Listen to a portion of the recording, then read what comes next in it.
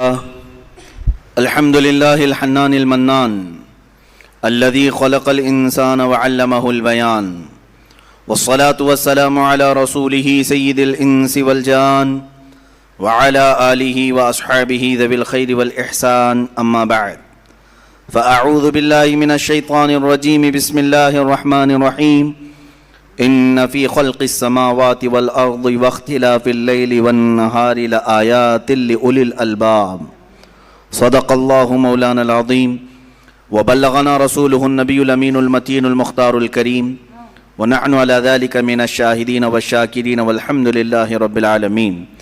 بارگاہ رسالت معاب صلی اللہ تعالی علیہ وسلم میں درود پاک کا ہدیہ پیش کریں۔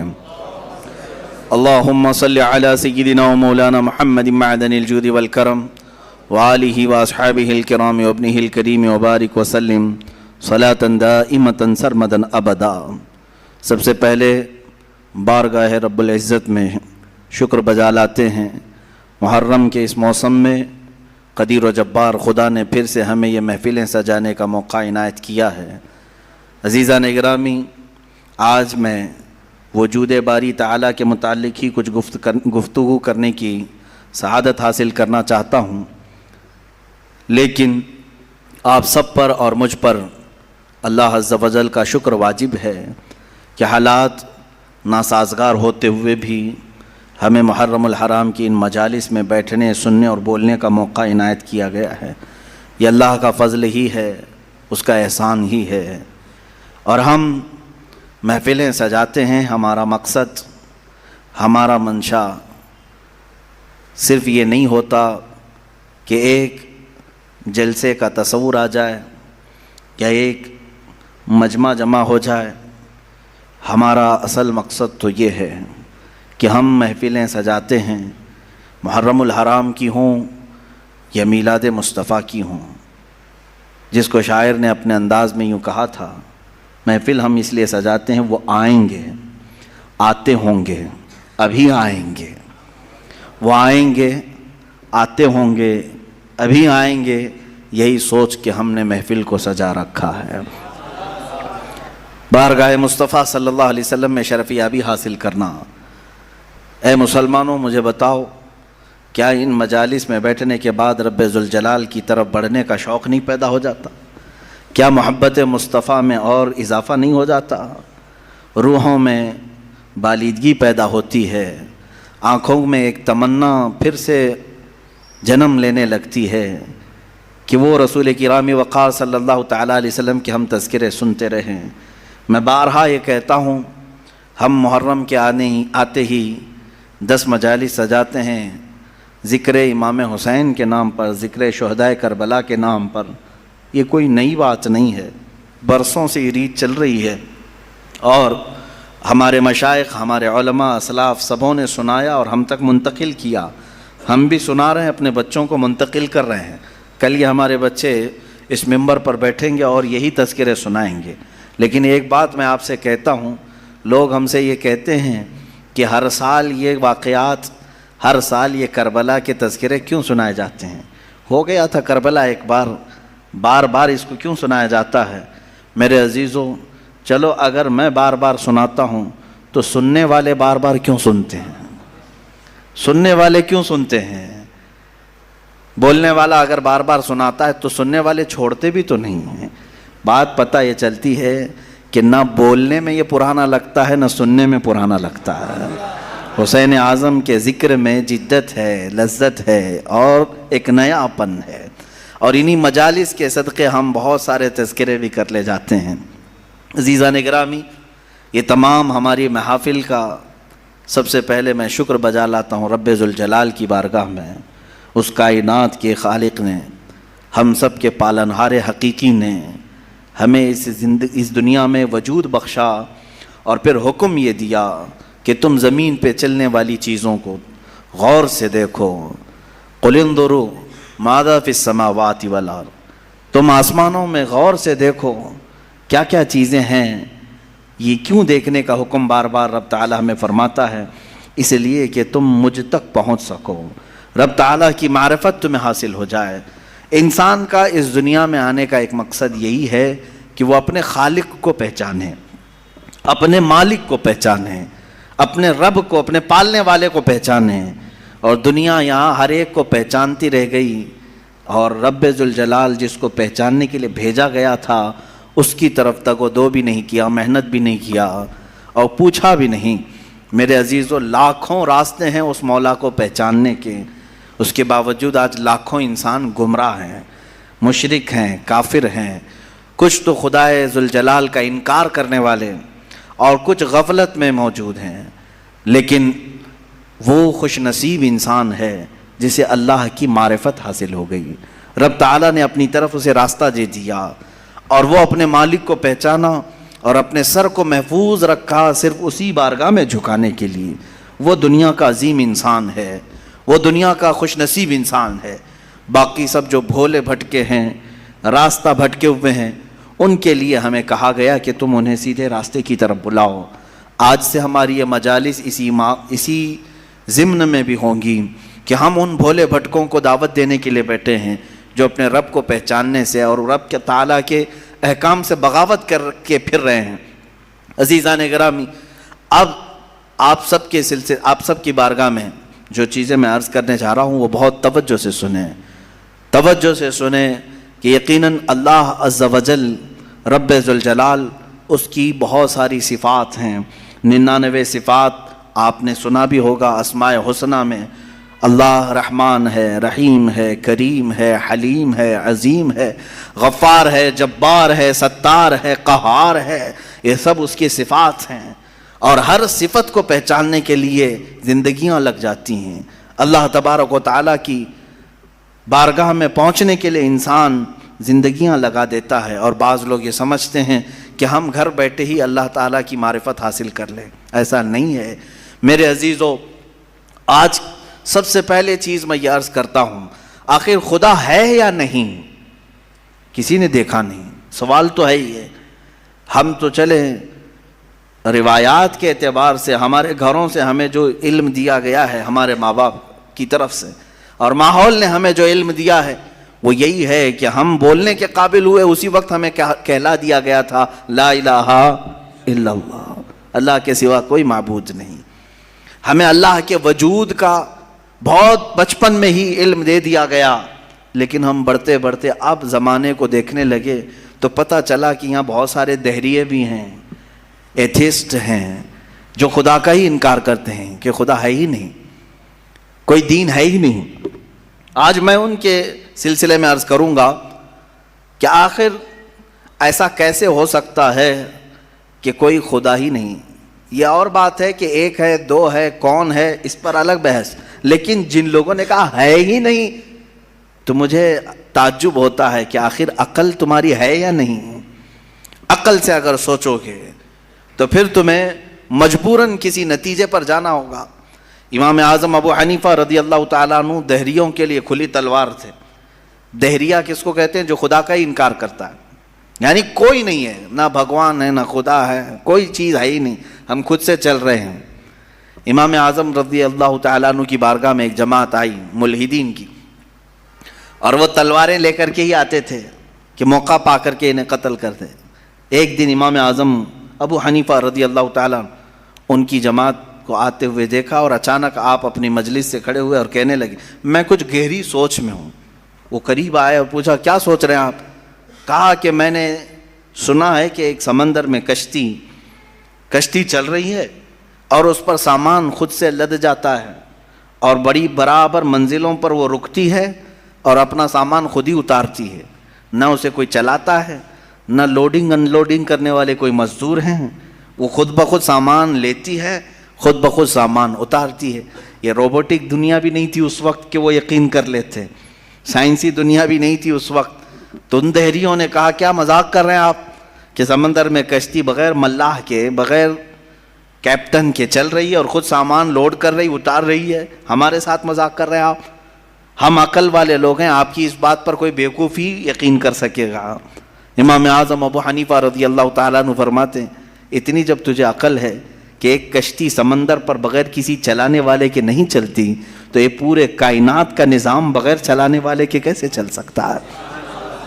برابر وقت پر سورج کا طلوع ہونا، برابر وقت پر سورج کا غروب ہو جانا، چاند کا اپنی منزلوں پر چلنا، اور یہ سمندروں کا برابر اپنے مدار میں رہنا، اور یہ زمین کا طرح طرح کے پودے اگنا، اس میں پھول کا آنا، پھلوں کا آنا، یہ کیا اللہ کے ہونے کی نشانیاں نہیں ہیں؟ کوئی تو ہے جو یہ سارا نظام چلا رہا ہے۔ ہاں تم یہ کہہ سکتے ہو کہ مشینیں ہم چلا رہے ہیں، پنکھے ہم چلا رہے ہیں، لائٹ ہم چلا رہے ہیں، چلاؤ دنیا کی ساری مشینیں چلاؤ، لیکن میں اگر ایک فیلڈ میں آؤں ان دہریوں سے پوچھتا ہوں۔ امام شافعی رحمۃ اللہ علیہ نے کیا جواب دیا؟ میں چاروں اماموں کی بات بتا دیتا ہوں۔ چاروں اماموں نے رب ذوالجلال کے وجود کے متعلق کیا کیا کہا ہے۔ امام مالک نے تو یوں فرمایا، آپ سے پوچھا گیا کہ خدا ہے، انہوں نے کہا ہاں۔ کیا دلیل کیا ہے؟ کہتے ہیں کہ زبانوں کا مختلف ہونا، انسانوں کی زبانوں کا الگ الگ ہونا اور الگ الگ نسلوں کا ہونا، یہ اللہ کے وجود کی دلیل ہے۔ امام شافعی سے پوچھا گیا آپ کوئی دلیل دیں گے کہ کوئی ہے؟ آپ نے کتنی پیاری بات فرمائی، ارشاد فرماتے ہیں شہتوت کا درخت دیکھا ہے؟ شہتوت کا درخت آپ نے دیکھا ہے؟ شہتوت جو ہے بہت باریک باریک سے پھل ہوتے ہیں، میٹھے ہوتے ہیں، اور اس کا پتا جو ہے وہ کئی قسم کے جانور کھاتے ہیں۔ شہتوت کے پتے کو شہد کی مکھی بھی چوستی ہے، شہتوت کے پتے کو گائے بکریاں بھی کھاتی ہیں، ہرن بھی کھاتی ہے، یہ سب کے سب شہتوت کے پتے کو کھاتے ہیں۔ شہتوت کا پتا ایک رنگ کا ہوتا ہے، ایک ہی ٹیسٹ کا ہوتا ہے۔ امام شافعی فرماتے ہیں شہد کی مکھی اسی شہتوت کے پتے پر بیٹھتی ہے، چوستی ہے، اور اپنے چھتے میں جا کر کے شہد اگل رہی ہے۔ بکریاں اور گائے اس شہتوت کے پتے کو کھاتی ہیں، مینگنیاں ڈال رہی ہیں یا دودھ دے رہی ہیں۔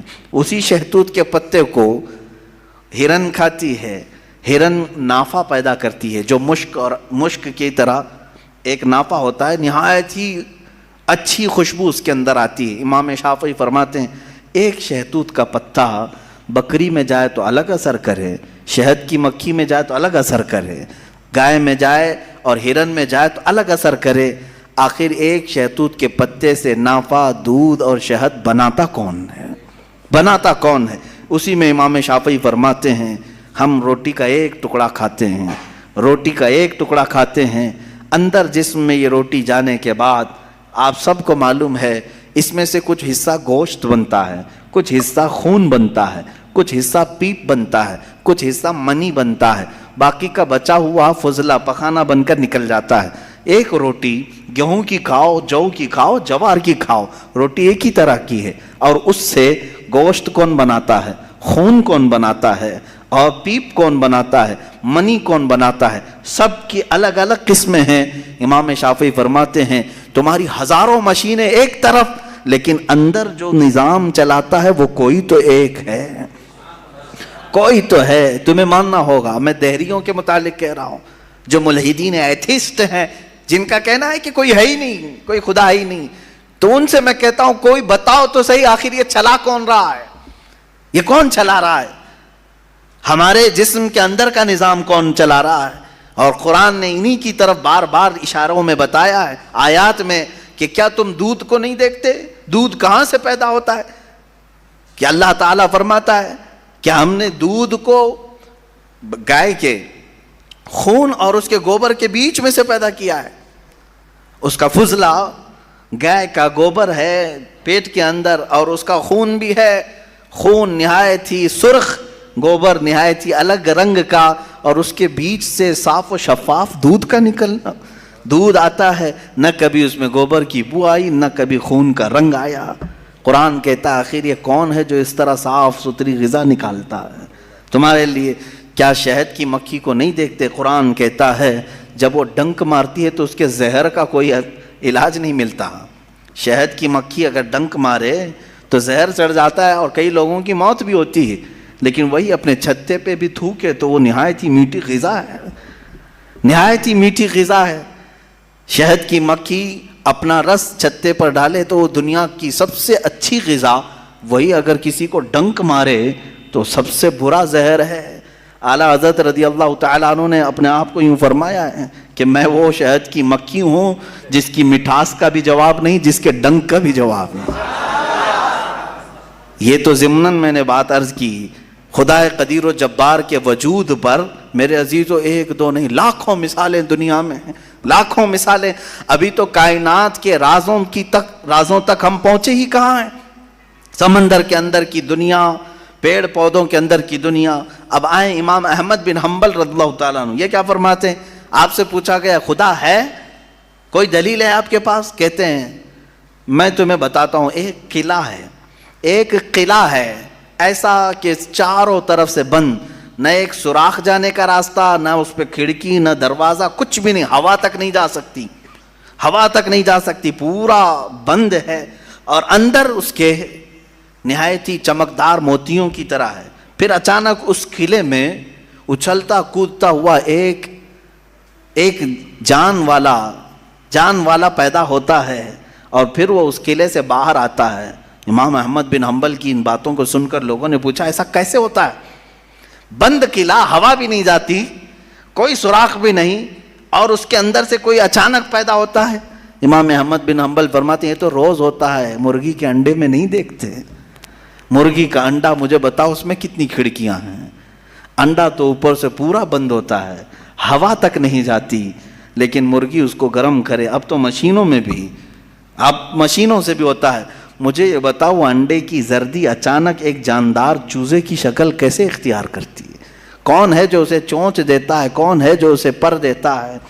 اور پھر ہم نے جانوروں کو، پرندوں کو، ہر ایک مخلوق کو دیکھا ہے، ان میں رنگ ایسے بھرے ہوئے رہتے ہیں، دنیا کا کوئی آرٹسٹ بھی اس طرح کے رنگ بھر نہیں سکتا۔ کیا ہم مور کو نہیں دیکھتے؟ طرح طرح کے خوبصورت اس میں ڈیزائن کیے گئے ہیں، ایسا لگتا ہے کہ کوئی قلم لے کر کے ڈیزائن کیا ہے، کوئی برش سے ڈیزائن کیا ہوا ہے۔ نہیں میرے عزیزو، یہ قدرت کی شاہکاریاں ہیں، رب ذوالجلال کی شاہکاریاں، اور تم بے شمار خوبصورت مخلوقات کو دیکھو گے۔ پھر میں ان دہریوں سے پوچھتا ہوں آخر ان تمام کو پیدا کرنے والا کوئی تو ہوگا، تم لاؤ ڈھونڈ کر کے آخر کون ہے یہ سب پیدا کرتا ہے۔ یہ تو تخلیق، نظریے تخلیق، خدا کو پہچاننے کے 4 نظریے دنیا میں مشہور ہوئے ہیں۔ الہیات، اس کو علم الہیات کہتے ہیں جو میں بیان کر رہا ہوں، تھیولوجی، سائنس کے نظریے سے بھی، یعنی اللہ کو پہچاننے کے لیے، خدا کو ڈھونڈنے کے لیے نظریے بنائے گئے، فلسفیوں نے الگ، سائنٹسٹ نے الگ، علماء ربانیین نے الگ، حکماء نے الگ، سب کے اپنے اپنے نظریے ہیں۔ ہم اللہ رب العزت کو نظریے تخلیق سے واضح کرتے ہیں، لوگوں کے سامنے بتاتے ہیں کہ اللہ پیدا کرنے والا ہے، کیونکہ قرآن پاک میں جگہ جگہ اس نے، اللہ تعالیٰ نے اپنی ربوبیت کا، اپنی تخلیق کا اظہار جو فرمایا ہے وہ یہی فرمایا کہ تم اتنے کمزور ہو کہ ایک مکھی کو نہیں بنا سکتے، ایک مکھی پیدا نہیں کر سکتے، کتنے کمزور ہو، اور وہ رب ذوالجلال ہزاروں کروڑوں مخلوقات روزانہ بناتا ہے، روزانہ انہیں موت بھی دیتا ہے، حیات و ممات اسی کے دستے قدرت میں ہے۔ عزیزان گرامی وقار، اللہ تعالیٰ کی بے شمار صفات میں سے مجھے کئی صفات پر عرض کرنا تھا، میں سب سے پہلے اس کے وجود پر آپ کے سامنے یہ دلائل رکھا۔ عام مسلمان بھی کسی دہریے سے کہہ سکتا ہے کہ اللہ کے نہ ہونے پر جو تو اس قدر ناچ رہا ہے، آج ایتھیزم کا بہت زیادہ آج چل رہا ہے، وہ کہتے ہیں کوئی دین دھرم ہوتا نہیں، کچھ نہیں ہوتا ہے، کوئی خدا نہیں ہوتا، دنیا میں ایسے ہی چل رہا ہے۔ مذاق کر رہے ہو میاں، ابھی تک تو وہ آٹومیٹک گاڑی بھی نہیں آئی بغیر ڈرائیور والے، ابھی تم بول رہے ہو۔ بہرحال دنیا میں کوئی چیز کو بنانے والا ہوتا ہے، آٹومیٹک گاڑی آ بھی گئی تو میری اس دلیل کو یہ مت سمجھ لینا کہ گاڑیاں بغیر ڈرائیور کے نہیں چل سکتی۔ مفتی صاحب نے کہا آپ تھوڑے دنوں کے بعد آنے والی ہے، اس کا مطلب کیا بغیر ڈرائیور کے بھی سب چلتی ہیں؟ میری یہ دلیل اس لیے نہیں ہے، بغیر ڈرائیور والی گاڑی اگر چل بھی گئی تب بھی میں سوال کروں گا کہ اس کو آخر گاڑی کو بنایا کون ہے؟ یہ بنایا کون ہے؟ کوئی تو انسان بنایا ہوگا۔ تو اسی طرح سے ہر چیز کو دنیا کی آپ کو یہ علم لے کر کے جاتا ہے تھیولوجی کا کہ کوئی نہ کوئی اس کا پیدا کرنے والا ہے، بنانے والا ہے۔ فلسفی ان کے ہاں ایک قانون ہے، دور اور مسلسل، یعنی تسلسل، کنٹینیو کوئی چیز ہو نہیں سکتی۔ مثال کے طور پر مجھے پیدا کرنے والا کوئی ہے، اور اس کو پیدا کرنے والا کوئی ہے، اس کو پیدا کرنے والا، یہ جو سوچ ہے تسلسل اس کو کہتے ہیں. کہیں جا کر کے سٹاپ ہونا پڑے گا، کہیں جا کے سٹاپ ہونا پڑے گا تمہیں. میں پیدا ہوا میرے باپ سے، میرے باپ پیدا ہوئے دادا سے، دادا پر دادا سے، یہ سلسلہ چل کر کے کہیں تو سٹاپ ہوگا، کہیں جا کے ختم ہونا ہے. تو فلسفی اس بات کو مانتے ہیں کہ دور اور تسلسل محال ہے، یعنی کنٹینیو ایسی جاتا رہے، یہ محال ہے. ان کے ہاں ایسا ہے. میرے عزیزو، اب اگر میں ان سے سوال کروں کہ جیسے بہت سارے لوگ بھگوانوں کو بھی مان لیے، جبکہ بھگوان کی بیوی بھی ہے، بھگوان کے بچے بھی ہے اور بھگوان کا باپ بھی ہے، تو پھر اب سوال آئے گا کہ بھگوان کا دادا کون، بھگوان کا پردادا کون؟ پھر وہ نسب چلے گا، کہیں تو جا کے رکنا ہے، کہیں تو جا کے رکے گا. بچے ہیں تو اب تک ان کی نسل کیوں نہیں؟ بھگوان کے بھی بیٹے بیٹیاں تھیں نا، بہت سارے بھگوانوں کا تذکرہ ہندوستان میں ہے، ان کے بیٹے بیٹیاں بتائی گئی ہیں، کتنے بیٹے تھے، رام کے بھی، کرشن کے بھی، سب کے بھی بتائے گئے ہیں بیٹے بیٹے. تو اب اولاد کہاں ہیں؟ باپ دادا کہاں تھے؟ میرے عزیزوں، میری اس بات کو یقیناً کوٹ کیا جائے گا. مجھے معلوم ہے چند دنوں پہلے یہ کہہ رہا تھا اورنگزیب کی اولاد برتن مانج رہی ہے، ٹیپو سلطان کی اولاد پنچر لگا رہی ہے. تجھے تو یہ ٹیپو سلطان اورنگزیب کی اولاد نظر آئی، ان کی کہاں ہے جن کا میں ذکر کر رہا ہوں؟ ان کی کہاں ہے؟ اور بہرحال اورنگزیب اور ٹیپو سلطان ان تمام کو چھوڑو، ان کی اولاد کو تو نے برتن مانجتے یا پنچر لگاتے تو دیکھا اللہ نے تو تجھے بانج بنا کر رکھا ہے. تیرے سے کوئی چیز نہیں آ سکتی سوائے گوبر اور غلاظت کے، کوئی چیز نہیں آ سکتی. میرے عزیزوں، میں یہاں عرض یہ کر رہا ہوں دور اور تسلسل، کہ اگر اس طرح کسی کا باپ ہے تو پھر دادا بھی ہوگا، دادا ہے تو پردادا بھی ہوگا، یہ چلتا رہے گا سلسلہ. یہ اسلام یہ ہے جس نے کہا قل هو اللہ احد اللہ الصمد لم یلد ولم یولد. کہو وہ اللہ ایک ہے، اللہ بے نیاز ہے، لم یلد نہ وہ کسی سے پیدا ہوا ہے، ولم یولد نہ اس سے کوئی پیدا ہوگا، اس سے کوئی لم یلد اس سے کوئی پیدا نہیں ہوا اور نہ وہ کسی سے پیدا ہوا. یہاں ختم ہو گئی بات. اب نہ میرے خدا کا کوئی باپ ہے، نہ بیٹا ہے، نہ بھائی ہے، نہ بہن ہے، کہیں یہ تصور آئے گا ہی نہیں. تم ہم سے یہ سوال نہیں کر سکتے کہ اللہ کے آبا و اجداد کہاں ہے، اولاد کہاں ہے. ہم نے خدا کو مانا ہی ایسے ہے کہ وہ جسم و جسمانیت سے بھی پاک ہے، رشتہ داری سے پاک ہے، کوئی نہ اس کا ہمتا ہے، ایک ہی سب کی سنتا ہے. یہ اللہ تبارک و تعالیٰ کے متعلق ہمارا یقین یہی ہے. عزیزان گرامی وقار، دور اور تسلسل کا جو قانون ہے میں نے یہی بتایا کہ بعض لوگ اس چیز کے ذریعے سے بھی چاہیں تو ہدایت حاصل کر سکتے ہیں کہ کہیں تو جا کے ہمیں فل سٹاپ ہونا پڑے گا. کوئی تو ہے جو اینڈ ہے، اس کو کوئی پیدا کرنے والا نہ ہو، جا کر کے تمہیں ختم ہونا پڑے گا ایک نہ ایک جگہ. کہ کوئی تو ہے جو لاسٹ ہے، اس کو کوئی نہ پیدا کیا ہو. اگر اس کو بھی کوئی پیدا کیا ہے تو پھر یہ بھی بات آئے گی اس کو بھی کوئی پیدا کیا ہوگا. تو ہمیں ایک ایسی ذات ماننی پڑے گی جس کو کوئی نہ پیدا کیا ہو، تبھی جا کر کے ہم یہ کہتے ہیں وہ جو ذات تم جا کر اینڈ ہوگے اسی کا نام اللہ رب العزت ہے، جس کو کسی نے پیدا نہیں کیا. یہ اسلام کا بہترین عقیدہ ہے. میرے عزیزو، توحید کسے کہتے ہیں؟ اب بات آتی ہے، وجود کی بات ہو گئی، اللہ ہے اتنا تو ماننا پڑے گا. اس کے لیے تو بہت ساری دلیلیں بچے بھی پکڑ کر کے بتا دیں گے. ایک خاتون، ہم نے بچپن میں پڑھا تھا، ایک بوڑھی عورت چرخہ سل رہی تھی، اس سے جا کر کسی نے پوچھا کہ اللہ ہے کہ نہیں ہے؟ تو اس نے کہا ہے. کیا دلیل ہے؟ کہا یہ میرا چرخہ جو سل رہا ہوں اسی یہی دلیل ہے اللہ کی. کہا کہ کیسے؟ کہا یہ چرخہ اس سے کپڑے سلتی ہوں، جب تک میں چلاتی نہیں یہ سلتا نہیں، مشین سلتی نہیں ہے کپڑے. اسی سے میں نے یہ یقین کر لیا کہ میرا چرخہ میرے چلائے بغیر نہیں چلتا، تو نظام کائنات پورا بغیر چلائے کیسے چلے گا؟ کوئی تو ہے. یہ ہو گئی بات وجود کی، کوئی تو ہے. اب آتی ہے توحید کی بات. کوئی تو ہے، اب ہمیں یہ بتانا ہے ایک ہی ہے. کوئی تو ہے لیکن وہ جو ہے وہ ایک ہی ہے. یہاں پر بھی ہمیں اسلام نے جو فلسفہ دیا ہے، قانون دیا، وہ بہت ہی پیارا ہے. اس کی وجہ کیا ہے؟ میرے عزیزو چلو اب ہم توحید کی طرف آتے ہیں. توحید کہتے ہیں ایک ماننا.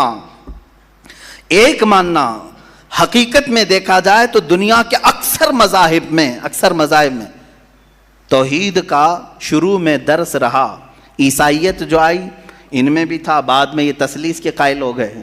یہودیوں میں بھی اللہ کو ہی مانتے، خدا کو ہی ماننا ہے. ہندوؤں میں بھی ایک کا ہونے کا تصور کتابوں میں ان کے موجود ہے. یہ اور بات ہے کہ انہوں نے ملا دیا، مسالے لگا دیے، الگ الگ ہو گئے. خالص جو اپنے دین پر باقی ہے الحمدللہ وہ اسلام ہے. آج بھی اللہ رب العزت ہے اور وہ ایک ہے. ایک ہے. اس پر کیا دلیل ہے؟ اس پر بھی دلیلیں دینی ہوں گی مسلمانوں. عقلی دلیلیں بھی ہیں، نقلی دلیلیں بھی ہیں. نقلی دلیلیں ہمارے لیے، نقلی کا مطلب ہوا کسی جگہ سے ثابت ہے، قرآن سے، حدیث سے یہ ثابت ہے تو یہ نقلی دلیل. عقلی جو عقل بھی جس کو تسلیم کرے، عقل جس کو ایکسیپٹ کرے، وہ کیا ہے؟ اس بوڑھی عورت کا ہی میں بتا دوں جس نے چرخہ سلا اور چرخے کو چلانے میں اس نے کہا کہ اللہ ہے، کوئی تو ہے، کیونکہ میری مشین بغیر چلائے نہیں چلتی. تو اس سے صاحب نے جس نے سوال کیا پوچھا کہ اچھا ہے تو کیا وہ ایک ہے کہ دو ہے؟ کہا نہیں ایک ہی ہے. کہا وہ کیسے؟ کہا دو ہو تو دیکھو تم سامنے بیٹھو، ادھر سے چلاؤ، میں ادھر سے چلاتی ہوں. پھر کپڑے کی کیا درگت بنتی ہے؟ تم اپنی طرف کپڑا کھینچ رہے ہوں گے، میں اپنی طرف کپڑا کھینچ رہی ہوں گی. اس سے میں نے یہ یقین کر لیا میرے کپڑے کو سلنے کے لیے میرے چرخے پر ایک ہی کا ہونا ضروری ہے. دو بیٹھیں گے تو کپڑا پھر پائجامے کی بجائے کرتا ہو سکتا ہے، کرتے کی بجائے چڈی ہو سکتی ہے، کچھ بھی ہو سکتا ہے، کچھ بھی سل جاتا ہے. تو دو لوگ ایک مشین کو سلنے جائیں تو نظام درہم برہم ہو سکتا ہے. تو ایک پورے کائنات کا نظام اگر دو لوگ چلانے لگیں تو ایک دن ایک کہے گا نہیں میں آج بارش برساؤں گا، دوسرا کہے گا نہیں میں آج دھوپ ڈالوں گا، تیسرا کہے گا کہ نہیں میں آج چھاؤں ٹھنڈی پیدا کروں گا. تو یہ تو انہی کے درمیان جھگڑا ہوتا رہے گا. اسی لیے قرآن نے بھی کہا لو کان فیہما آلہۃ الا اللہ لفسدتا، اگر ان کائنات میں زمین و آسمانوں میں خدا کے علاوہ دو ہوتے تو ضرور اس میں فساد ہوتا، ضرور اس میں نظام درہم برہم ہوتا. میرے عزیزوں یہاں دیکھ رہے ہیں ہم بہت سارے نظاموں کو، کمیٹی کا مسئلہ ہے، مسجد کا مسئلہ ہے، بہت سارے چیزیں دیکھیں. صدر صاحب کچھ اور کرنا چاہتے ہیں، نائب صدر صاحب کچھ اور کرنا چاہتے ہیں، سیکریٹری کچھ اور کرنا چاہتے ہیں. حکومت میں جائیں پرائم منسٹر کو اور چاہتا ہے، ہوم منسٹر کچھ اور کہتا ہے، اس کی تو بڑی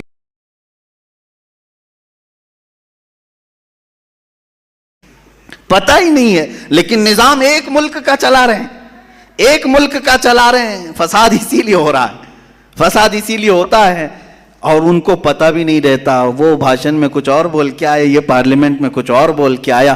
یہ سب ہماری مثالیں جو میں آپ کو پیش کر رہا ہوں دیکھ کر کے سمجھنے کے لیے. ایک سے زیادہ جب ہوتے ہیں تو عقلوں کا ملنا ضروری نہیں، ہر ایک کی عقل الگ الگ چل سکتی ہے. اب آئیے کوئی کہہ سکتا ہے نہیں بھائی اتحاد سے بھی تو کام ہو سکتا ہے، یونٹی سے بھی تو کام ہوتا ہے، کچھ جگہ ہوتا ہے نا. کوئی اگر کہے کہ خدا ایک نہیں دو ہیں اور دونوں مل کے کام کرتے ہیں، دونوں مل کے کام کرتے ہیں، تو اب میں آپ کو کہتا ہوں ایک نمبر والا خدا وہ کہتا ہے آج بارش برساؤں گا. دو نمبر والا اگر اتحاد کرتا ہے اور کہتا ہے کہ نہیں ہاں تو جو کرے گا وہی میں کرتا ہوں، تو یہاں پر قانون یہ تفسیر میں فرمائے گا دوسرا والا تو عاجز ہو گیا، وہ مختار نہیں ہے پھر فیصلہ لینے میں. اور عاجز جو ہوتا ہے وہ خدا نہیں ہوتا، خدا وہی ہوتا ہے جو مالک و مختار ہے، جو خود فیصلے لے گا اور اس میں کسی کو شریک نہیں کرے گا. تو اگر دوسرا والا مان گیا اس کی تو وہ خود عاجز ہو گیا، اس کی اپنی نہیں چلی. دوسرے دن دوسرا چلایا اور پہلے والا راضی ہو گیا تو پہلا عاجز ہو گیا.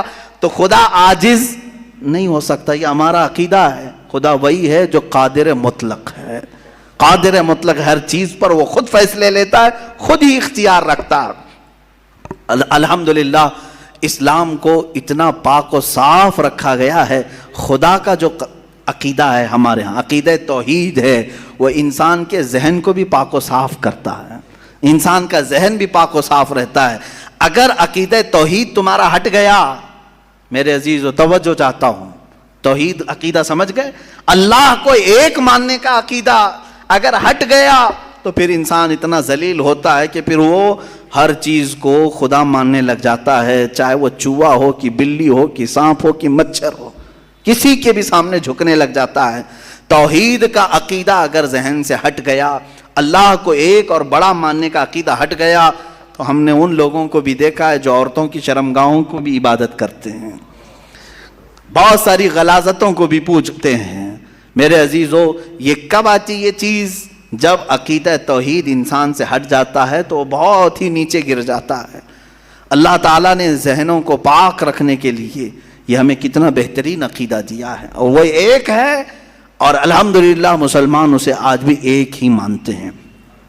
کئی چیزیں ہیں، میں یہ علم الہیات پر آج بات کرنا چاہتا تھا۔ پہلے وجود باری تعالیٰ، اور دوسرے اللہ کے ایک ہونے پر۔ ایک ہونے پر سب سے بڑی دلیل یہ ہے، ایک سے زیادہ ہوں گے تو نظام درہم برہم ہو سکتا ہے، اور اب تک نظام درہم برہم نہیں ہوا، اس کا مطلب ہے کہ ایک ہی چلا رہا ہے، ایک ہی چلا رہا ہے۔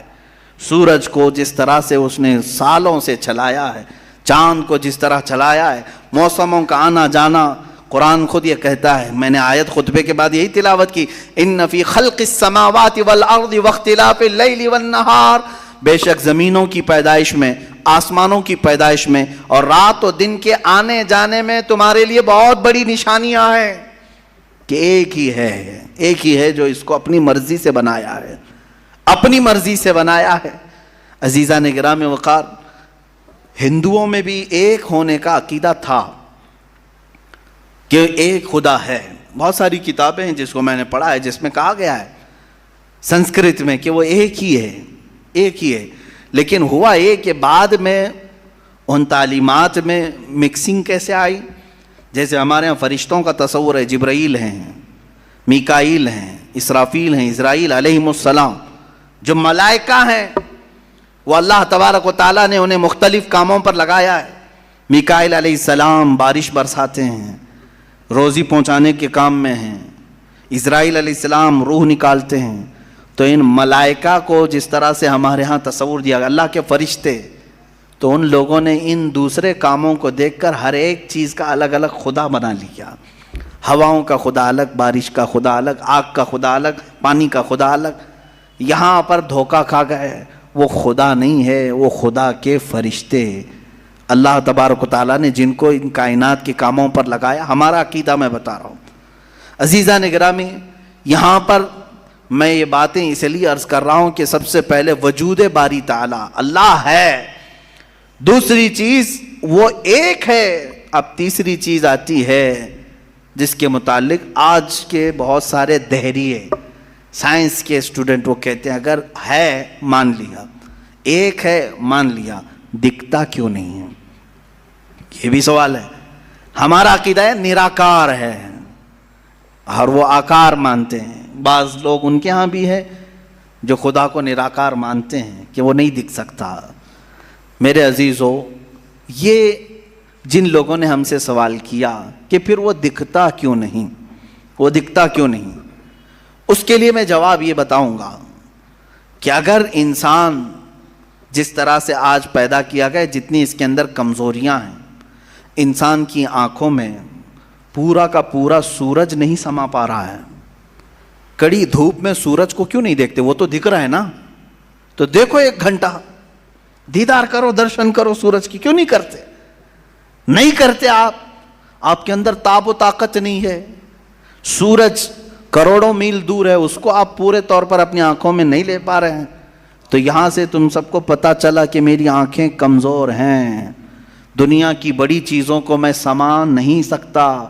تو یہ تو سورج کے بارے میں کہہ رہا ہوں جو رب ذوالجلال کی ہزاروں نہیں کروڑوں تخلیقات میں سے ایک ذرہ ہے، اس ایک ذرے کو ہماری آنکھیں نہیں سما پاتی، تو پورے کائنات کے خدا کو، رب ذوالجلال کی تجلیات کو کیسے سما پائیں گے؟ آنکھوں میں کیسے اسے سما سکتے؟ اسی لیے اللہ نے قرآن میں فرمایا لا یدرکہ الابصار، اس کو کوئی آنکھ گھیر نہیں سکتی۔ وہ کیوں؟ سوال بھی تو ہے کہ اگر گھیر لے آنکھیں، ہو کیا جاتا اگر اللہ کو دیکھ لیتے؟ تو اس کے متعلق فلسفی طور پر بھی اور اسلامی طور پر بھی میں بتاؤں۔ میرے عزیزو، عقیدہ ہمارا یہ ہے کہ اللہ اس کا کوئی سائز نہیں، اس کا کوئی سائز نہیں، اتنا چوڑا، اتنا اونچا، اتنا لمبا، اتنا چھوٹا، یہ چیز ہے نہیں، ہم اس کو مان نہیں سکتے۔ تو جب آنکھوں میں تمہارے کوئی چیز آئے گی تو وہ سائز والی ہی آئے گی، کچھ تو سائز ہوگا اس کا، چاہے وہ 100 کلومیٹر والا ہو، اگر آنکھوں میں آ گئی تو سائز بن گیا، اور جس چیز کا سائز بن گیا وہ خدا ہو نہیں سکتا۔ ہمارے ہاں یہ عقیدہ ہے کہ اللہ تبارک و تعالی جسم و جسمانیت سے پاک ہے، مکان و مکانیت سے پاک ہے، اس کی یہ تمام چیزیں ایسی نہیں جس طرح انسان کی آنکھ، ہاتھ، پیر، منہ، پیٹ، یہ تمام چیزوں سے وہ پاک ہے، وہ جیسا ہے وہ اللہ بہتر جانے۔ لیکن انسان کی دنیا میں آنکھیں اس چیز کو سما نہیں سکتی، اور جو چیز اس کی آنکھوں میں سما گئی وہ خدا ہو نہیں سکتی۔ اس کے لیے ایک فارمولہ میری طرف سے لے کر کے جاؤ، جس چیز کو بھی دیکھا کسی نے دنیا میں سوائے رسول اللہ کے، میرے آقا صلی اللہ علیہ وسلم ایکسیپشن میں بتا رہا ہوں، حضور کو چھوڑ کر کے پوری کائنات کی بات کر رہا ہوں، جس نے کسی چیز کو دیکھا وہ خدا ہو نہیں سکتا۔ ام المومنین عائشہ صدیقہ نے بھی فرمایا ہے کہ جس نے بھی یہ کہا کہ خدا کو یہ دیکھا ہے ظاہری آنکھوں سے، کھلی آنکھوں سے، وہ سب سے بڑا جھوٹ بولا ہے، دنیا کا سب سے بڑا جھوٹ بولا اس نے۔ اب یہ بات میں اس لیے عرض کر رہا ہوں کہ ہو سکتا ہے تمہارے تک بھی آ جائے وہ بھیجے میں خدا دکھانے والے پیر صاحب۔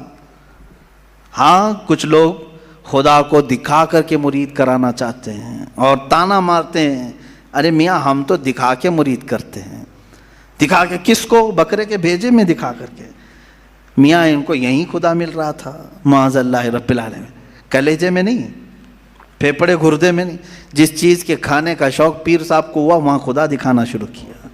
نعوذ باللہ من ذالک، استغفر اللہ۔ یہ نہایت ہی جہالت ہے اور زندیق لوگ ہیں۔ میں آپ سب سے یہ کہنا چاہوں گا جو اس طرح کی بات کرے اس سے یہ کہو کہ پیر صاحب بڑے ہیں کہ موسیٰ علیہ السلام بڑے ہیں؟ کون ہے؟ موسیٰ علیہ السلام بار بار کہتے رہے مولا تو اپنا دیدار کرا دے، اور قرآن کہتا ہے لن ترانی، تم مجھے ہرگز نہیں دیکھ سکتے، اور پھر موسیٰ علیہ السلام نے اصرار کیا تو اللہ نے انہیں کوہ طور پر بلایا، اور یہ سب سنتے ہیں نا، معراج کے واقعے میں بھی سنایا جاتا ہے۔ موسیٰ علیہ السلام کو سوئی کے ناکے کے برابر ایک تجلی دکھائی گئی، پہاڑ پورا جل گیا، آپ بے ہوش ہو کر گر پڑے، پیر صاحب ابھی بھی بے ہوش نہیں ہو رہے۔ موسیٰ علیہ السلام جلیل القدر پیغمبر ہیں، نبی ہیں، وہ تجلی ہلکی سوئی کے ناکے کے برابر کی نہیں دیکھ سکے، تو ان سے سوال کرو آپ بڑے کہ موسیٰ علیہ السلام بڑے؟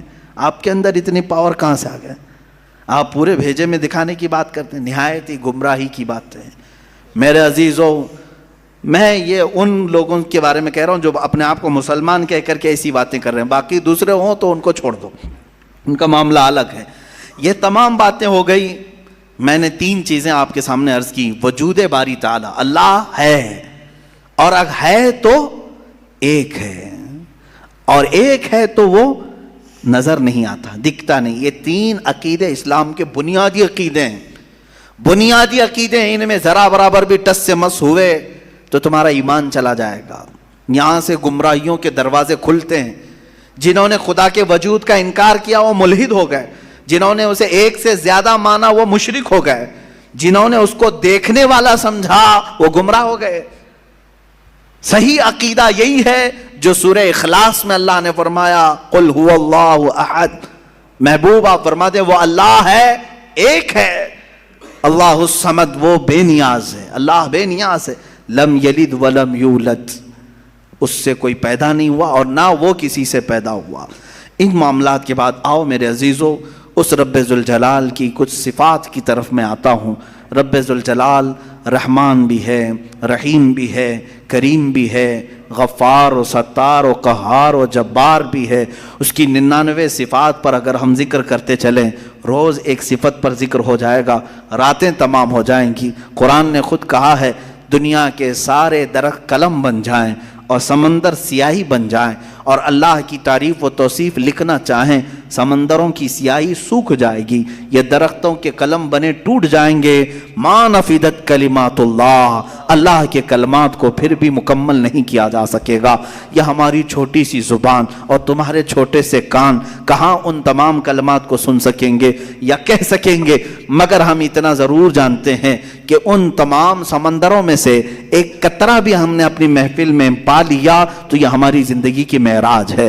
اللہ رحمان ہے، یقیناً ہم نے اس کو بسم اللہ میں بھی پڑھا، سورہ فاتحہ میں بھی پڑھا، بلکہ ہم اپنے بچوں کو بھی یہی کہتے ہیں، ماں باپ کو بھی یہی کہتے ہیں۔ اب اس کے رحمان کی صفات دیکھنا ہے، کیسے رحمان کسے کہتے ہیں؟ رحم کرنے والا، رحم کرنے والا، نرمی کا معاملہ کرنے والا لوگوں کے ساتھ، بلکہ اپنی ساری مخلوقات کے ساتھ نرمی کا معاملہ کرنے والا۔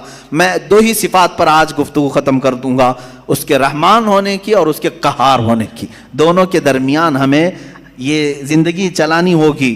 اللہ رحمان ہے، اس کی جو زندگی یہاں ہمیں دیکھنے کے مظاہر ہیں وہ کیا ہے؟ ماں تم سے جتنی محبت کرتی ہے، کیسے؟ تم رو تو گود میں اٹھا لیتی ہے، تمہارے بہت ساری چیزیں اپنے ہاتھوں سے صاف کرتی ہے، اپنے ہاتھوں سے بنا کر کے کھلاتی ہے، آخر وہ بھی انسان ہے، تم بھی انسان ہو۔ ماں تمہیں اٹھا کر کے اتنا جو پیار کرتی ہے، باپ تمہیں لے کر کے چلتا ہے، تمہارے لیے جوجھتا ہے، محنت کرتا ہے، آخر وہ کیوں مشقتیں اٹھاتا ہے، خون پسینے کی کمائی ایک کر کے لا کر اپنے بچے کو کھلاتا ہے۔ اب سنیں حدیث پاک میں، ماں اور باپ کے دلوں میں یہ بچے کی جو محبت ڈالتی جاتی ہے، یہ اللہ کے رحمان صفت کا کچھ حصہ ہوتا ہے۔ یہ اس کی صفت کا تھوڑا سا حصہ جب اللہ ماں اور باپ میں ڈالتا ہے تو وہ بچوں سے اس قدر پیار کرنے لگ جاتے ہیں۔ اگر وہ رحمت کی صفت مولا ماں اور باپ کے سینے سے نکال دے تو ہر باپ اپنے بچے کو قتل کرنے پر بیٹھ جائے، ماں اپنے بچے سے دوری اختیار کر لے۔ ایسا نہیں ہوتا، ماں بوڑھی ہو جائے یا بچہ اس کا بوڑھا ہو جائے پھر بھی ماں اس بوڑھے بچے کو بھی سینے سے لگاتی ہے، اس کے پسینے دیکھنا نہیں چاہتی، اس کی جبینوں پر خم نہیں دیکھنا چاہتی۔ یہ ماں کے اندر جو ہلکی سی بھی محبت آپ دیکھتے ہیں، یہ رب ذوالجلال کے رحمان کا اس کے مظاہر میں سے ایک مظہر ہے۔ اب اندازہ کرو اللہ تبارک و تعالیٰ اپنے بندوں سے کس قدر رحم کا معاملہ فرماتا ہے۔ آج ہم جو بیٹھے ہیں یہ بھی تو اس کے رحم کا ہی معاملہ ہے، اس کے رحمان ہونے کا ایک بین ثبوت ہے۔ ہم حضرت ابوبکر شبلی رضی اللہ تعالیٰ توجہ جاتا ہوں، سلسلہ قادریہ کے بہت بڑے بزرگ ہیں۔ آپ سے پوچھا گیا کہ حضور سنا ہے کہ آپ کی بہت ساری کرامتیں مشہور ہیں، کوئی کرامت ہمیں بھی دکھائیں۔ توجہ، بہت سارے لوگ کرامت کے نام پر گمراہ بھی ہوتے ہیں۔ لوگوں کو ایسا لگتا ہے کہ کہیں جیب میں سے جلیبی نکال کر کے کھلا دے، ابھی کیا ابھی وہی پیر کرامت والا ہے، اچانک کچھ نکال کے دکھائے۔ حضرت ابوبکر شبلی نے تو ایک الگ ہی کرامت بتائی۔ کیا کرامت بتائی جانتے ہیں؟ حضرت ابوبکر شبلی فرماتے ہیں، میاں ہمارا اس زمین پر زندہ چلنا پھرنا ہی بڑی کرامت ہے۔ کہا کیوں؟ کہا ہم اتنے گنہگار ہیں کہ زمین پھٹ جائے اور ہم دھس جائیں، پھر بھی زمین نہ پھٹتی ہے نہ ہم دھستے ہیں۔ یہ اللہ تعالیٰ نے کرامت ہی تو دیا ہے، یہ کرامت تو اللہ نے سب کو دیا ہے۔ یہ رحم کا معاملہ اللہ نے سب کے ساتھ کیا ہے، آپ کے ساتھ بھی، بلکہ ان کے ساتھ بھی کیا جو اسے مانتے بھی نہیں ہیں، جو اسے گالیاں دیتے ہیں، ان کے ساتھ بھی رحم کا معاملہ کیا۔ سیدنا ابراہیم علیہ الصلوۃ والتسلیم کے ساتھ ایک معاملہ پیش آیا، آپ بغیر مہمان کے کبھی کھانا نہیں کھاتے تھے، 2 دن بھی اگر کوئی مہمان نہیں آتا تو آپ کھاتے نہیں۔ ابراہیم علیہ السلام 2 دن تک بھوکے رہے، تیسرے دن ایک مہمان ملا، اسے لے کر کے آ کے دسترخوان پر بٹھا دیا، کہا کہ آپ ہمارے گھر کے مہمان ہیں، اب کھانا بنایا گیا، اچھا دسترخوان پر، کہا چلو بسم اللہ کرو کھاؤ۔ وہ دہریہ تھا، ملحد تھا، کہا کون سا اللہ، میں اللہ کو نہیں مانتا۔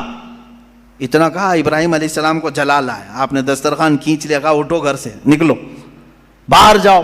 دسترخوان پر بیٹھا ہوا تھا، اس کو اٹھا دیا۔ یہ تو شان ہے انبیاء کی، اللہ کے دشمنوں سے دسترخوان شیئر نہیں کرتے، افطار پارٹی والے ہیں، وہ اللہ کے دشمنوں سے دسترخوان شیئر نہیں کرتے، انبیاء کی شان ہے۔ وہ اٹھ کر کے چلا گیا۔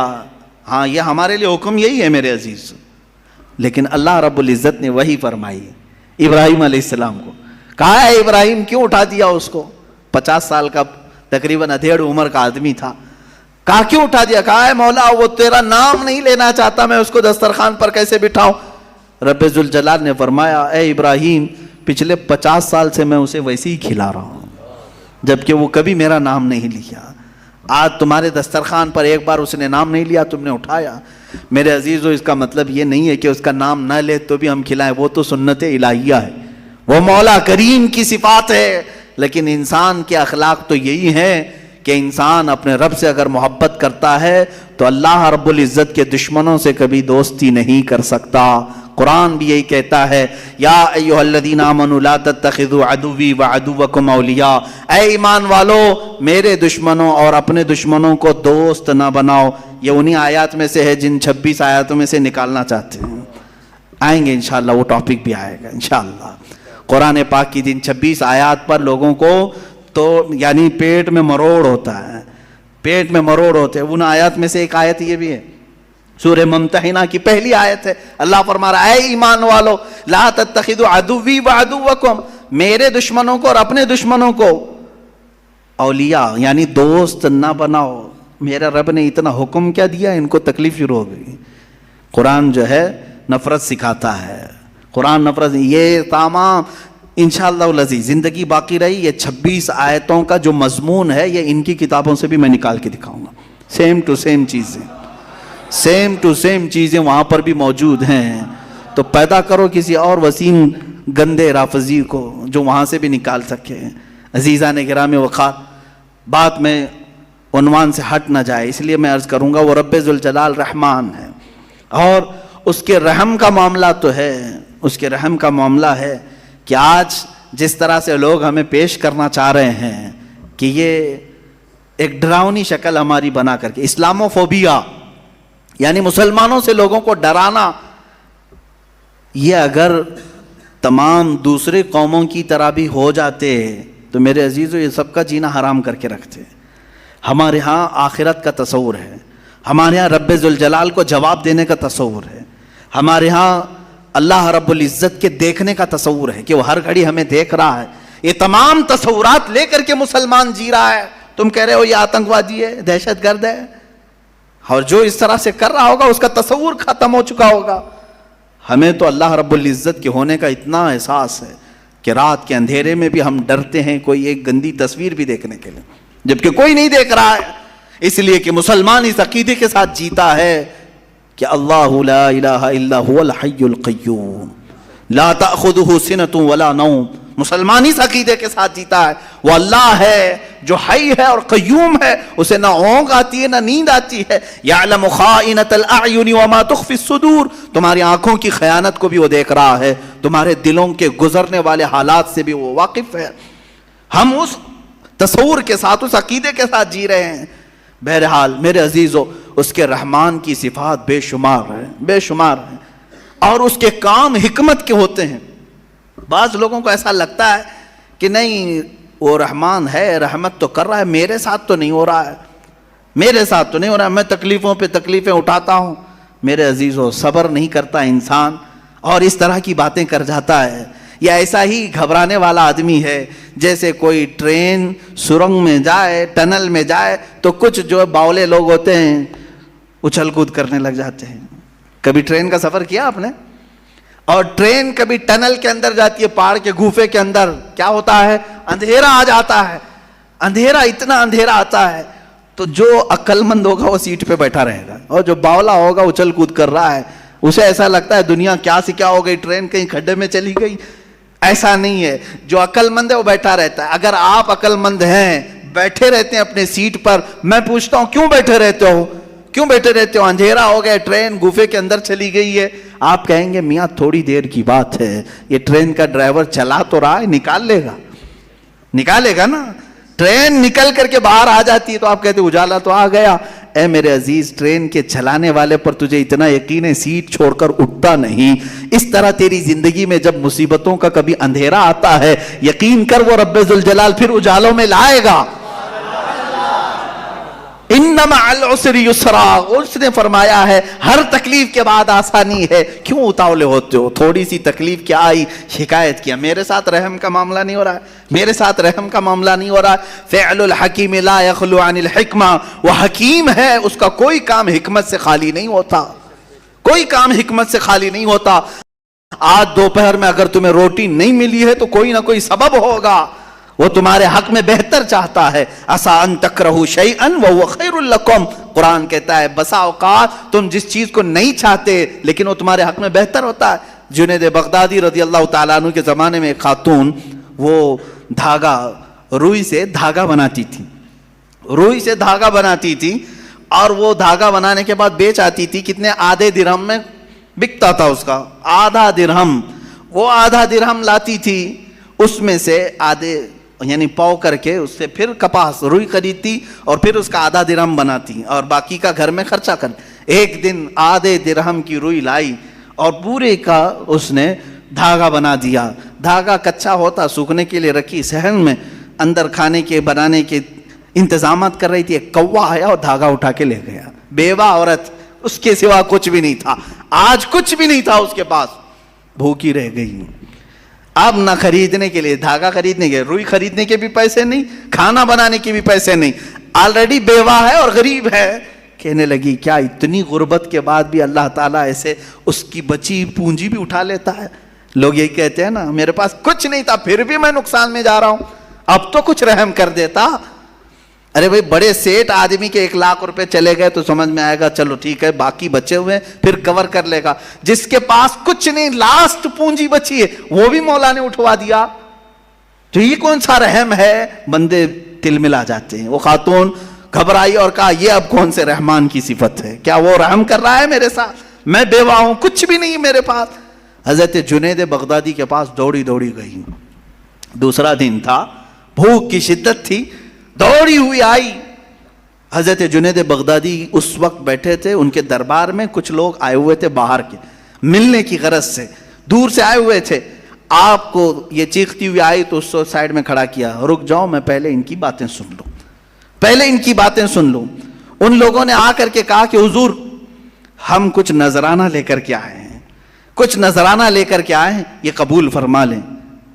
کیا تھا نذرانہ؟ 10,000 سونے کے سکے اشرفیاں تھیں. کہا کہ حضور آپ اپنے حساب میں اس کو تقسیم کر لیں. حضرت جنید بغدادی رضی اللہ تعالیٰ عنہ نے وہ 10,000 اشرفیاں لیے اور پورے کے پورے اس عورت کو دے دیا. وہ عورت ابھی کچھ کہنے والی تھی، اس کے کہنے سے پہلے آپ نے دے دیا. کہا اس کو پکڑو. اب پھر وہ آئی ہوئی جماعت تھی، اس سے پوچھا کیا معاملہ ہے، کیوں اتنی بڑی رقم تم ہدیے میں لائے؟ سنو میرے عزیزوں، فعل الحکیم لا یخلو عن الحکمہ.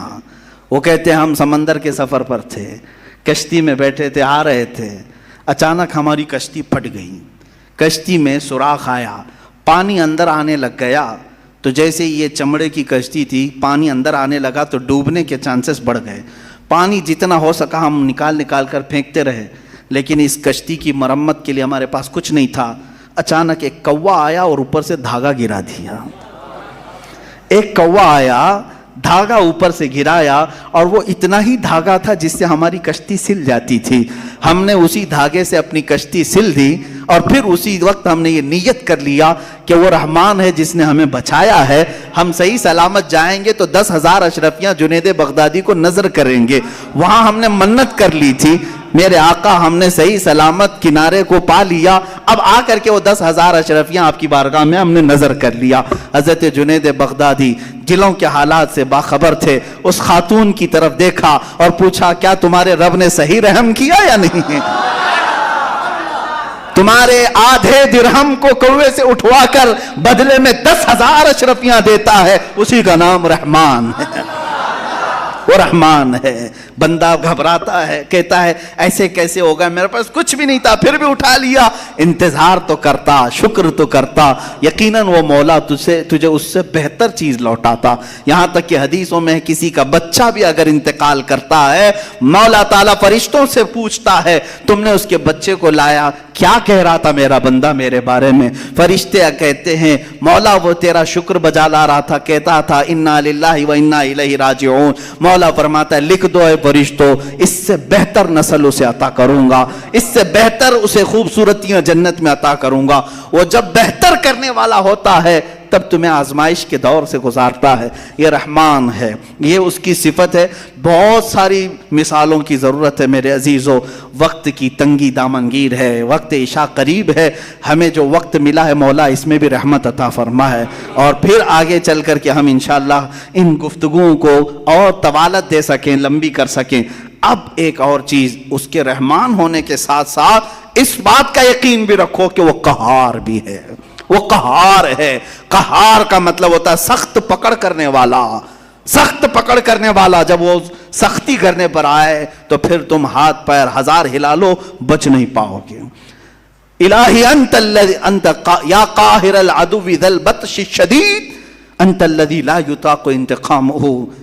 بزرگوں نے فرمایا یہ دشمن کو ایسی سخت پکڑ کرنے والا ہے کہ جس کی پکڑ کی برداشت کسی کے اندر نہیں ہے, کسی کے اندر نہیں ہے. اگر وہ پہاڑوں کو حکم دے دے تو وہ اپنے پھٹ کر کے ریزہ ریزہ ہو جاتے ہیں. اب میرے عزیزو یہ قہار کی صفت مجھے بیان کرنا اس لیے تھا آج کہ اس کے مظاہر آج دنیا میں نظر آ رہے ہیں. آج رب ذوالجلال کی پکڑ اور اس کے قہر کی نشانیاں نظر آ رہی ہیں. لوگوں کو جلتے دیکھا, لوگوں کو بہتے بھی دیکھا, لوگوں کو لینڈ سلائیڈنگ میں دبتے ہوئے بھی دیکھا. یہ قہار کی صفات میں کا بہت ہلکا سا حصہ ہے, بہت ہلکا حصہ ہے.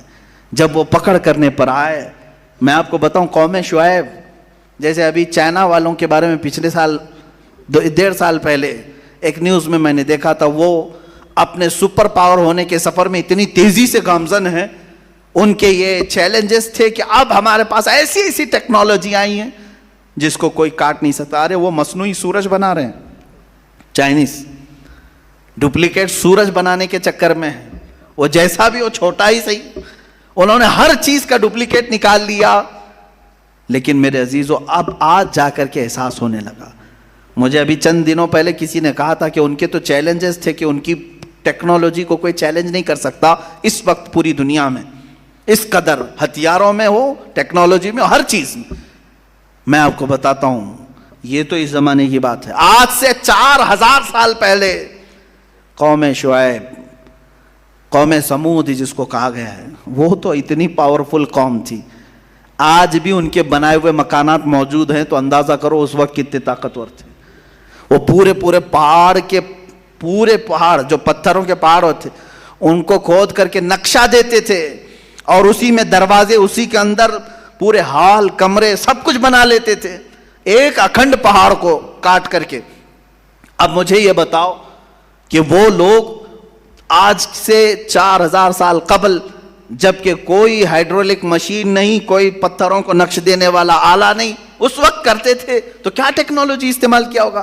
آج بھی مدائن صالح, مدائن اولا جو سعودی عرب میں ہے, وہاں پر یہ سب نشانیاں موجود ہیں, آج بھی موجود ہیں. وہ پہاڑ ویسی ہیں. حضرت شعیب علیہ السلام نے اس قوم کو جب ڈرایا تھا کہ باز آؤ اللہ کی نافرمانی سے, باز آؤ ناپ تول میں کمی کرنے سے, گناہوں سے توبہ کر لو. اس قوم نے کہا اگر نہیں باز آئے تو کیا کر لیں گے آپ؟ کہا اللہ کا عذاب آئے گا. کہا کیسا عذاب آئے گا؟ انہوں نے اپنے ماضی کے عذابات کو بتایا. دیکھا نہیں نوح علیہ السلام کی قوم کو مولا نے سیلاب سے غرق کر دیا. اس قوم نے کہا آنے دو, کوئی مسئلہ نہیں, ہمارے پہاڑ بہت اوپر ہیں اور یہاں تک سیلاب کا اثر نہیں ہو سکتا. کہا کیا تمہیں معلوم نہیں لوط علیہ السلام کی قوم پر پتھروں کی بارش ہوئی, نوکیلے پتھر. تو اس قوم نے کہا آنے دو, پتھر برسیں گے, ہمارا گھر بھی پتھر کا ہے, پہاڑ پورا پتھر کا اور گھر پورے پتھر کے. اگر آسمان سے پتھروں کی بارش ہو تو بھی کچھ نہیں ہونے والا ہے, زمین پہ سیلاب آئے تو بھی کچھ نہیں ہونے والا ہے. اتنے مضبوط تھے ان کے گھر. پھر شعیب علیہ السلام نے کہا تمہیں معلوم نہیں اللہ ہواؤں کا عذاب بھی بھیجتا ہے. ہوائیں اس قدر تیز چلتی تھی کہ لوگوں کی چھتیں اڑ جاتی, انسان کے ٹکڑے ہو جاتے تھے. اس قوم نے کہا کہ ہوائیں بھی ہمارے گھروں کا کچھ نقصان نہیں کر سکیں گی, پہاڑوں کو ہلا نہیں سکیں گی. اس قدر مغرور قوم, اس قدر گھمنڈی قوم. میرے عزیز و رب ذوالجلال نے پھر کون سا عذاب بھیجا؟ قاہر العدو ذی البطش الشدید, سخت پکڑ کرنے والا دشمن کی. اس نے کیا بھیجا؟ نہ پہاڑ پر پتھروں کی بارش, نہ سیلاب کا عذاب, نہ ہواؤں کا عذاب, بلکہ جبرائیل امین علیہ السلام کو حکم دیا کہ جائیں نیچے آپ جبرائیل علیہ السلام نیچے آئے اور آنے کے بعد ان کو حکم دیا گیا کہ اے جبرائیل اپنی آواز نکالو، بس آواز نکالو۔ جبرائیل علیہ السلام نے صبح کے وقت اپنی صرف آواز نکالی، ایک چیخ، اس چیخ میں اتنا زور دھماکہ تھا کہ وہ قوم سمود جو اپنے گھروں میں تھی ان کے کانوں سے بھیجا نکل کر پھٹنے لگا، پورا بھیجا کانوں سے باہر نکلتا تھا، آنکھوں کے پتلیاں اڑ کر کے باہر آ گئیں، اور جب جا کر کے دیکھا گیا تو اپنے پہاڑ نما گھروں کے اندر چھتڑے بکھرے ہوئے تھے صرف ایک آواز سے۔ میرے عزیزو، یہ کوئی ایسی لفظی نہیں، آج بھی دنیا جانتی ہے ایٹم بم اگر پھٹتا ہے تو اس کا سب سے بڑا طاقت کا راز آواز ہے۔ آواز، بم کے اندر جو آواز ہوتی ہے یہی کان پھاڑتی ہے، عمارتیں پھاڑتی ہے، آواز کے اندر اتنا اثر ہے۔ جبرائیل علیہ السلام کی صرف چیخ سے ان کے بھیجے نکل گئے۔ یہ قاہر العدو ذو البطش الشدید، اسی لیے اس نے قرآن میں فرمایا ان بطش ربک لشدید، بے شک تمہارے رب کی پکڑ بہت سخت ہے۔ عزیزان گرامی، آج ہم حالات دیکھ رہے ہیں، پوری دنیا جس بیماری اور بلا اور وبا کے چکر میں جوجھ رہی ہے، یہ رب تعالیٰ کے امتحانات میں سے ایک ہے۔ یہ بیماری کو لایا گیا یا آئی ہے، جس طرح سے بھی ہے، ہم اس بیماری کے چکر میں مفلس تو ضرور ہو گئے، غریب تو ضرور ہو گئے، کمزور تو ضرور ہو گئے، ہماری عبادتیں ہم سے چھینی گئی ہیں، ہمارے کاروبار ہم سے چھینے گئے ہیں، ہماری جاب، ہمارے تمام مزدوروں کی طاقت ختم ہونے لگی ہے۔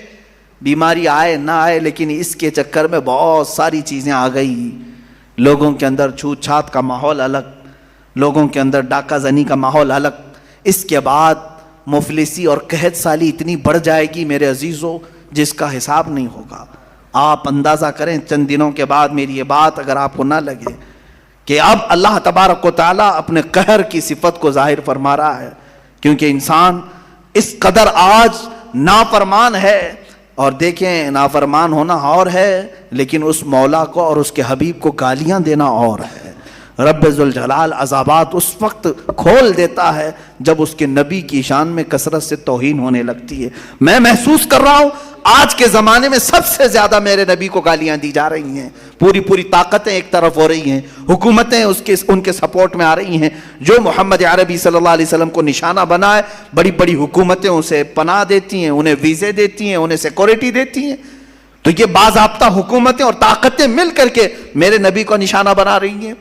اب انتظار کریں اللہ رب العزت کے عذاب کا، عذاب آئے گا، ان کے بھی چھیتڑے اڑنے کی دیر ہے، ان کی بھی چھتیں غائب ہونے کی دیر ہے، تخت ان کے بکھرنے کا وقت آنے والا ہے۔